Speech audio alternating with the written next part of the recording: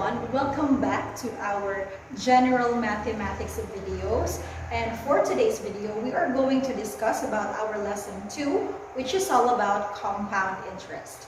Before we proceed with solving problems involving compound interest, let us first compare simple interest and compound interest. Let's start with the definition of the two types of interest. Okay, so natay isa, the first one, katong last week natong gitackle, which is all about simple interest, or IS. Simple interest is the interest charged on the principal alone for the length of the loan or investment. Okay, and simpler terms, ang simple interest is kana bitang interest sa imuhang gihiram na kwarta or imong gibutang na kwarta tapos gimultiply siya sa rate ug sa time. So katulad siya ay makuha, no? For example, 3 years ka nag-invest o kani sa certain amount of money, tapos naa siya rate na ang nga percent, i-times sa tanan, at the end of 3 years, mo lang dyan na siya ang imuha makuha. Whereas in compound interest, it's different. In compound interest, or IC, the interest due at stipulated interval is added to the principal and earns interest thereafter. In simpler terms, kunwari, karon nga, for example, 3 years gihapon and then naakay certain na percent nga rate, no? So, kanan siyang sa first nimo na tuig, mutubo man na, no? Kunya, compounded siya. For example, compounded siya annually. So, first year, naman siya itubo, no? Katong iyahang gitubuan or tinubuan na niya, katong na po ang imuhang starting na principal sa imong second year, tapos mutubo na sad siya. And then, at the end of second year, katong yung tinubuan mo na po to ang principal sa imuhang third year. At the end, sa imong third year, katong imuhang first nga principal is dako na ka siya gitubo compared sa imuhang sa una, no, nagibutang. So, ang compound interest is tubuan nimo or tubuan ang tinubuan sa imong past na tawag ani future value or kanang compound nimo nga amount. Okay? So, ana ang pahapyaw pa lang, no, na example simple interest and compound interest. But for us, or for all of you to understand this concept more, let us try and answer, no, kaning first na ito nga problem. Example lang ni siya for you to understand and for me to illustrate kung saan ba yun ang kalahian sa simple interest and sa compound interest. So, if you can still remember, dito tayo magsugod sa sa simple interest. No? So, atong basahon first na example, 50,000 pesos was loaned for a period of 3 years. Okay? Naay 50,000, tapos giloan siya, or imong gihiram siya gikan sa isa ka institution within 3 years. Tapos, naay isa ka tao nga nag-loan siya from a cooperative group. Tapos, ang offer sa cooperative group is 5% na interest rate. So, naay duha ka tao. Ang isa nag-loan sa co-op nga naay 5% nga simple interest rate.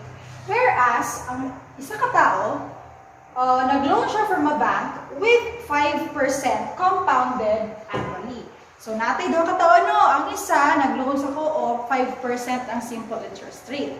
Ang isa nag-loan sa bangko, 5% gihapon ang interest rate, kaso compounded siya nga interest. So, gi-compound siya annually. Pila galito ka years? 3 years. Okay, question. Which one would pay lesser than the other after 3 years? Kinsa daw sa ilahang duha ang mas gamay og bayaran at the end of 3 years? Katubang ni utang sa bangko or katong ni utang sa co-op? So, dirita ato i-solve ang problem. Dirita mag-start sa simple interest. Kung nakahinumdum pa mo, if you can still remember, our formula for simple interest is very easy. You have IS is equal to P times R times T. Tama? This is simple interest is equal to principal times rate times time. So, we have principal, which is 50%. At wala nagsulat ang inyong hangpan ha. P is equal to 50,000.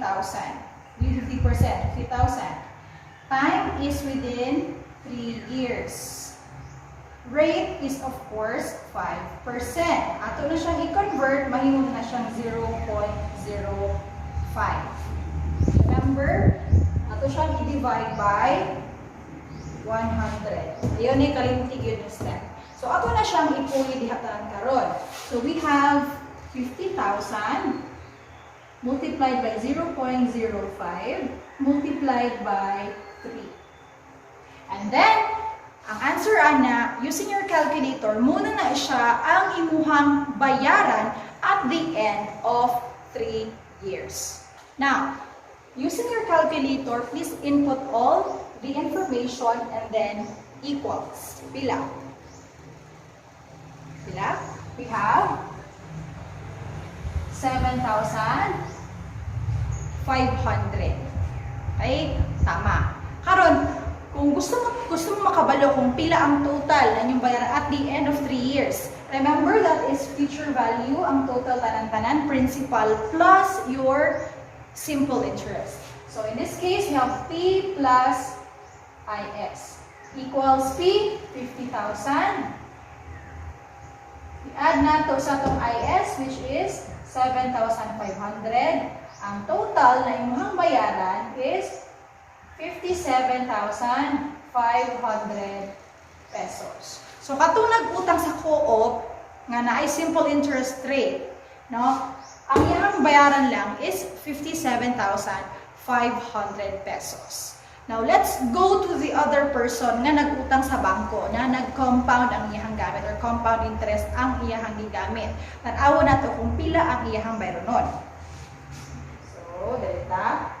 Dili sa ko mo gamit og formula kay wala man ta ka-discuss. Ato sa siyang manumanuhon, ato siyang hinahinayon pag-answer. Sige, so ang ato gamiton kani gihapon na formula pero isa-isahon nato ka tuig. Okay? Let's start with first year. Sa unang nga tuig. Okay? Dito sa first year. So sa sugod we have interest is equal to 50,000 multiply nato sa 0.05 sa itong interest rate. Remember, mura gihapon itong gamiton. Pagkahuman, imbes na 3 years, atong gamiton din 1 lang ay first year pamanta. Nabamata sa pinakauna nga tuig na imong pag-utang. So 1 na siya din ha. Okay? Ato na siyang i-calculator. Ang answer ana is 2,500. Karon, pila ang imuhang ibayad kana nga year? First year pa lang. So, ang future value nato is 50,000 plus 2,500. So, kana nga tuig, nitubo ang imuhang kwarta or ang imuhang utang og 52,500 pesos. So, karon makita ninyo ha ang kalahian gyud sa compound interest. Sa compound interest, mo man itong first year. Pag-abot sa second nga tuig or sa second year, kaning gitubuan sa imuhang kwarta, mo na siya karon ang atong gamiton diri as your principal. Imaniha, kaning imuhang gitubuan sa kwarta, mo na siya ang atong gamiton ng imong principal na bago sa pagsulod sa imong second year. So, your interest is equal to, pili na 50,000 kundi kanina. So, 52,500 times 0.05. Same gihapon, 1 year. Kaya sa second year, isa man katuig na, dili siya 2 years. Isa katuig lang. Karon, ato na siyang i-multiply. So, ang answer ani kay 2,625 pesos. Okay? Karon, ato na po i-add ni siya. Kanina yung principal, no? So, your future value is equal to 52,500 plus 2,625. Karon, ato na siyang i-add. Tanang makita pa ba? Okay, nakita pa. 55,125 pesos. Okay, nagtubo na siya. Kuman, di sa ito, pagsulod sa itong third year, kanina po, sa itong last year, muna yung pinaka-last, 3 years lang man ang ato ang time, or term. therefore, kaniya nga to ang gamiton, no, na principal din. So, we are going to have 55,125 multiplied by 0.05 multiplied by 1.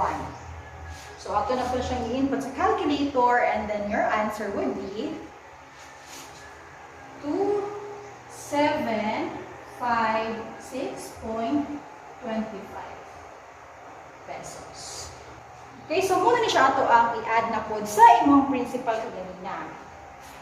Aron, you have future value, you have 55,125 plus 2756.25. Ang ato ang final na bayro nun is therefore 57,881.25 pesos.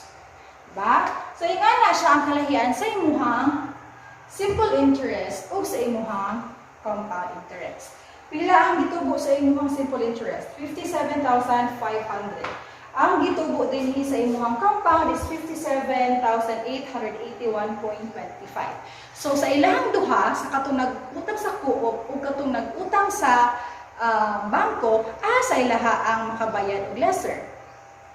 Ani, tama. So, mas maayo, it would be better if, in terms of loaning, you go to a certain institution with simple interest. Kaso, ang problema, dili na kayo na siya ginagamit once we are talking about real life finances, no, real life situations.